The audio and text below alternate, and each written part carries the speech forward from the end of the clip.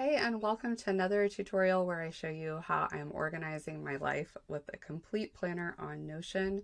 Today we're going to talk about how I am integrating food, meal plans, etc., along with my adaptive cleaning method onto this planner. I've spent a lot of time on this. It works really well, and so I wanted to show you. Okay, so this is where we are working today. We're going to click first on recipes. Okay, so I am going to delete this so that we can create it together, because if you have this planner and you don't know how this works, I want to walk you through it. So you're just going to click new. Then we're going to put a title, whatever the recipe is called. Then we can use some tags. I've created these three. If you want to create your own, all you have to do is start typing. If you, for instance, wanted to make low sugar meals, you just type it in and then hit create. But for now, we're just going to put that these are gluten-free and vegetarian. By capacity, I just mean how much time and energy each of these recipes will take. So I like to have them categorized so that if I'm looking for something really quick, I can just search my low capacity meals, etc. So I would definitely need average to high capacity to make these. And the meal type, I'm going to put it as a snack. Okay, then you can either type in or copy and paste your recipe ingredients and directions here. Then I'm going to hover my cursor right over here and say add cover, because I would like to have a picture. Notion will automatically pop up a picture for you, but you just click change cover, and then Notion comes with gallery and unsplash, which are just pictures that they're offering to you to use for free. But if it's for recipe, you're probably going to want to upload your own. Okay, so we're done. Okay. Now we are going to go and jump into ingredients really quickly. I have added all the ingredients for these no-bake energy balls right here, but I'm going to add one more just so you can see it in action. So we're just going to click new. If you want to be extra, you can give it a little icon if you want. You can just see what's available. This column here is for your shopping list. There are just 3 different options, and I'll explain those a little bit more later. But let's say that we need to buy some honey from the store, so we're going to put it on shopping list.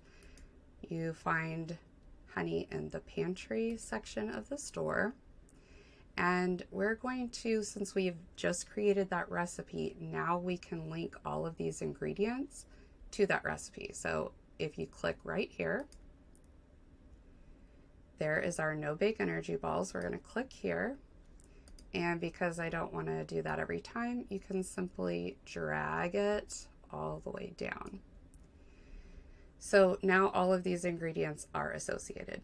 If you would like, you can click on a store that you usually get these ingredients, which is helpful for more specialty items.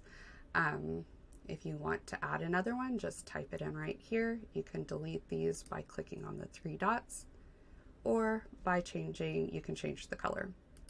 Another thing that I love about the way this is organized is I have this question right here, staple. Is this ingredient a staple in your home? Honey definitely is. I've already got oats. Peanut butter definitely is. So I'm going to click those 3 as a staple.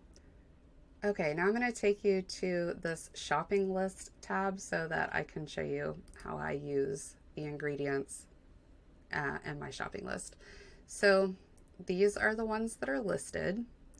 I'm in the store and I gather things. I just drag it like this. I was mindful of how this would look on a phone, and it's really easy on your phone. You literally just drag it across, and now it's added to your cart. And when you have a lot of ingredients and things that you're looking for, it's helpful because the locations are all grouped together, which for me is such a nightmare trying to go back and forth. down my list. Where is this located? So like if you had a bunch of produce, that would all be together, etc. And then this is stuff that you have on hand. Once you do have everything added to your cart, later on you could take these and you could just put them in the on hand section. Okay, now we're going to go to this view, which is staples that you want to have in your home all the time. So we clicked that on the ingredients page, and this is going to show up for us here. It's if we had like several recipes that included honey or peanut butter or oats, they would all show up right here. And this is very helpful to me because I forget the things that we need a lot. Did I mention I have ADHD? I also have a lot of kids, so it's very difficult for me to hold everything in my brain. And this is why just having everything mapped out and working together is so nice. So anyway, we've got your staples here so that whenever you're making your shopping list, you can just see, do I have this? Yes or no. Last cool thing I wanted to show you about the recipes is if you have like 20 or 30 recipes here, this little feature would come in handy. You can either select by meal type, and then like if you're trying to make a side dish for a party, you could just click that and then it would show only side dishes. Or you can also search your recipes for capacity level.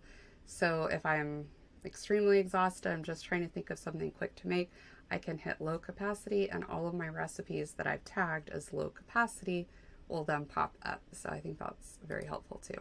All right, on to the meal plan. So here I have two different views. I have a table and a calendar view. You can just click under meal here and you can decide on what you want to eat. You can date it, you can give it a meal type. If you wanted to add anything else, you could click here and check in on your properties. And one other cool thing is that you can tag recipes. Let's pretend this snack is going to be no bake energy balls. And so then if you've made your week meal plan, when you're going through, you can just click on recipes right here from the meal plan. But I also made a calendar view, and here is how they would show up. But if you would like to reuse recipes, you can highlight all of them, and then you can hit duplicate, and then you can pick the ones that you want and move them over to any day that you'd like. So that's another cool thing in my opinion. All right, now let's get on to the cleaning plan. Okay, so now let's check out maintenance cleaning. This is my adaptive cleaning system, and I just made it super clean and neat. It's just a daily template. You can open up, let's say Monday. You can keep this in a side peek, or you can use these arrows to open in full page. But I made for each day of the week the things that I would do at low capacity along with my weekly task. There's a different one that I've included for each day of the week. And then there's also a link to the deep cleaning calendar if you have the capacity to do a deep cleaning task. Then there is also your average capacity cleaning list. So just depending on how you feel on any given day, you can select the cleaning list that makes the most sense for you. And if you don't like any of this, you can easily just, highlight these and delete them and create your own. But I just wanted you to have an example. So I've done that for every day of the week. And the cool thing is you can have them show up on your calendar. So if you're just looking at your calendar, you can just click on Tuesday cleaning and it will pop up for you, and you can say, I think I'm at average capacity today and this is what I'm going to do. So like I said, you can click on deep cleaning here. I'm going to show you the other ways of doing that. You can click it here. Okay, this was such an effort of love because there is an entire year set up with cleaning tasks, and actually the low capacity goes through 36 months. This is all better explained on a specific video that was made for this, and I'll link that in the description. But this list has all of the deep cleaning tasks that you could do, and it has them by capacity. So for instance, if we're average capacity on the 6th of February, we could click here and we could see what section we're going to be working in and a task, and then we can just click it off when we're done. That'll show up right there for you. But yeah, this deep cleaning calendar is really cool. I love that it's just completely set up for you. The maintenance and deep cleaning links are also right here. So when you're planning your day, you can click on either of those and you will be set. I'm not going to make a whole nother video on this section right here. Task breakdown is basically a place that holds every single thing that you have entered in as a task you want to do. So this is like a holding place for that. I have it in different views: today, tomorrow, weekly, by project, and then another link to that master task calendar that you see on the main page. I always work over here in projects, because if you create a project and you want to put dates on things that you want to do, it will show up on that big master calendar. So that's why I have my maintenance cleaning project is right here, and I just put out a couple of other ones for you to see. Okay, so if you want to make a project, this could be something like you want to paint the house, and that's a lot of different steps, and you want to organize it and give yourself to-do dates and things like that. Or it could be a work project. I use Notion for work and it's just awesome. So you can click here.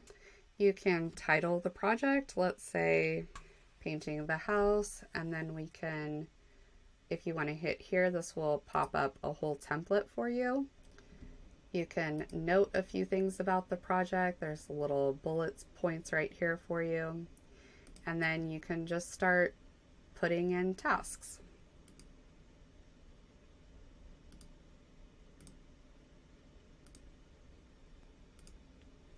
So that's just the gist of it. You can have all of this like this.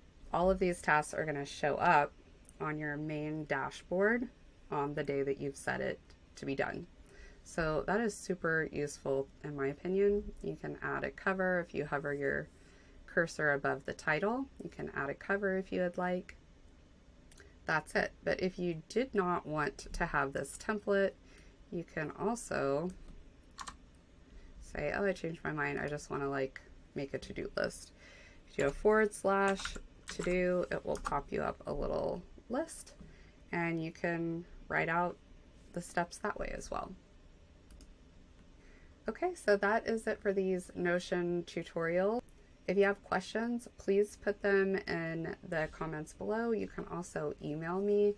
I'll have my email in the description in case you want to get a hold of me and just ask for different things. There are a lot of really good YouTube videos out there. Well, I will not say that. There are some good YouTube videos out there that will give you tutorials. Some of them are extremely complicated.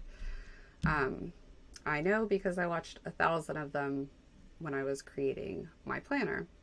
So that's it. If you do have questions, I love this planner and I love talking about it. So I'm happy to make you a little video if you want. Okay, talk to you later. Bye. There was sun and there was rain.